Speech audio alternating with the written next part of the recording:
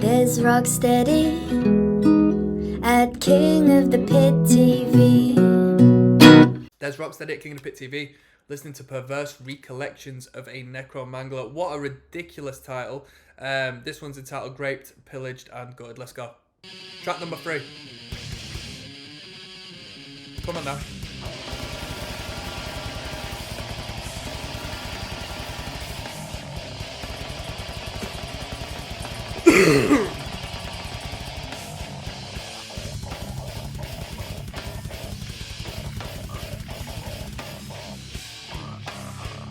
So initially on first track I was referencing deathcore a lot because this band was really, really set the world alight as far as alternate music's concerned when deathcore was like at its pinnacle. When I say deathcore, I mean real deathcore. I'm so happy, right, that I actually can be an old head in some regards and say I was back in the early days when it meant something. Now, I know the roots of deathcore is within the 90s, right? There are deathcore, like real deathcore sounding bands in the 90s, albeit maybe almost unintentional, that derive from like hardcore death metal crossover circuits. But to me, 2004 to 2006, maybe 7, that was deathcore. That was the sweeped fringes, the dyed hair, the drop-tuned dun-dun, dissonant dun dun dun dun dun dun dun dun. The Scene Kid phenomenon, that to me was deathcore, and I'm so happy I can honestly say I was a participant of that, because it's not often you can say you were part of the debut of a subculture to some degree. So I say that I'm excited. If you haven't watched from the first video, I'm doing this for a bit of a laugh. Waking the Cadaver, to me, it was one of the MySpace bands that really... It's like when I was listening to Hawthorne Heights on this channel. This links into where I was finding myself artistically, tribally, and so forth. So it's actually really exciting for me to listen to this. But I was referring to this band being deathcore. If I had only just heard this band now, I mean, we'd say it was a slam band, because it sounds slam as hell, doesn't it? Let's be real. Literally speaking, this is a slam band, but, arguably, it sort of falls within the brutal death camp as well. It depends on what you consider. Let's be young, wild and free with this one, yeah?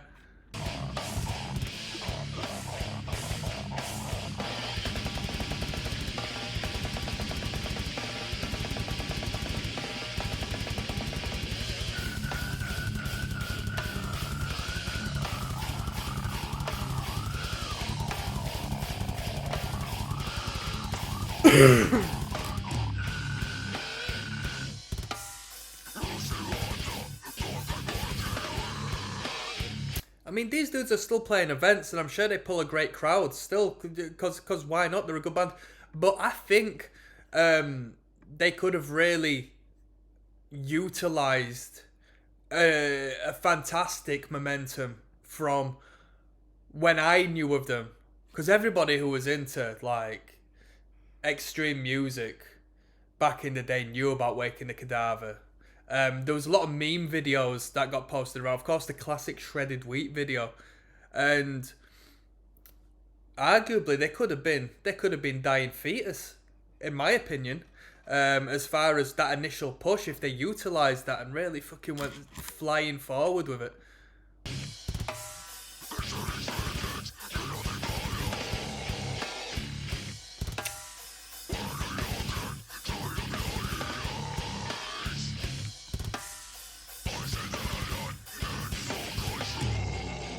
Come on.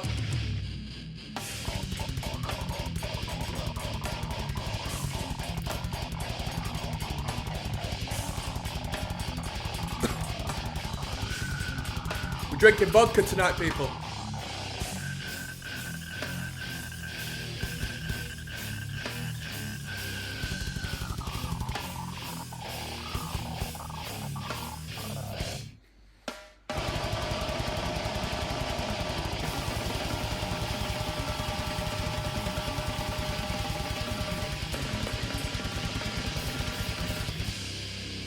Gravity blasts are insane. I had a drummer in one of my bands. I used to play in like a hardcore crossover thrash band, and our drummer was really good, really good. He still plays from time to time. He's a really good drummer, and he was quite neat with his blasting.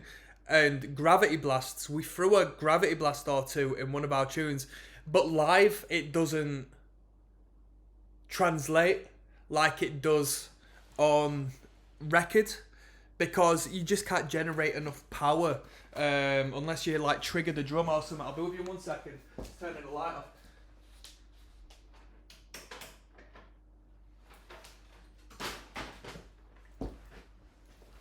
So on record, oh fucking hell, people, come on now, come on. So on record it sounds proper bold and insane, but as far as in a live setting, unless the microphone's doing magic, it doesn't tend to convey in that sort of manner. You have to sort of stick to the blast beats.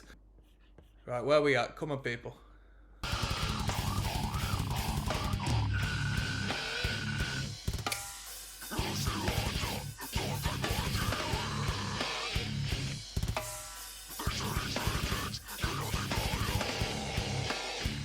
I wonder if they keep the sample in.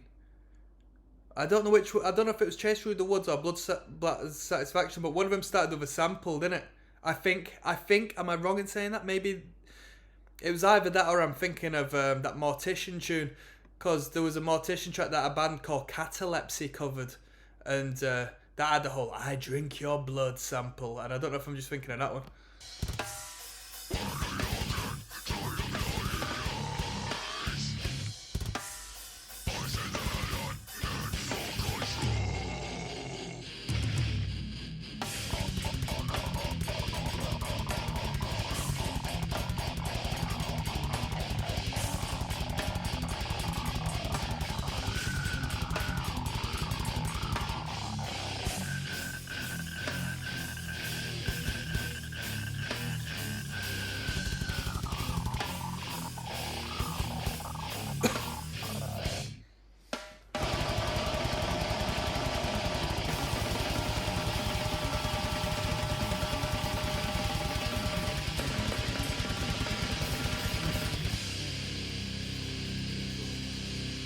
Come on.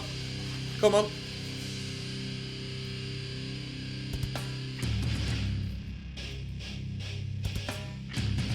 Hardcore.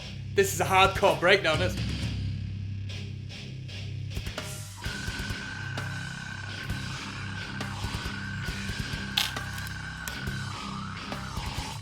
This is hard, because this is like not even a lower denominator primitive slam. This is like a drop D 2000s hardcore, tough guy hardcore breakdown, which there's not enough of nowadays, to be honest. I'd like to start a band where we just tune to drop D and do breakdowns like that. You know, if you like that sort of stuff, listen to First Blood, man.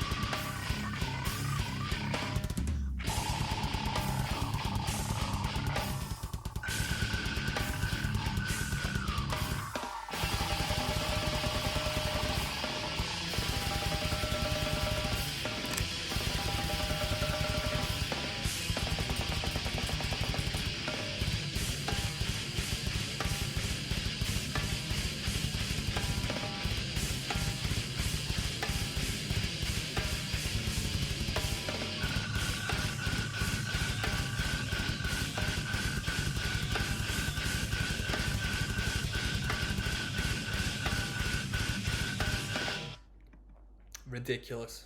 What more can you say? It's ridiculous, isn't it? Connoisseurs of Death coming up next, alright? Track number 4. Jeez, straight to it.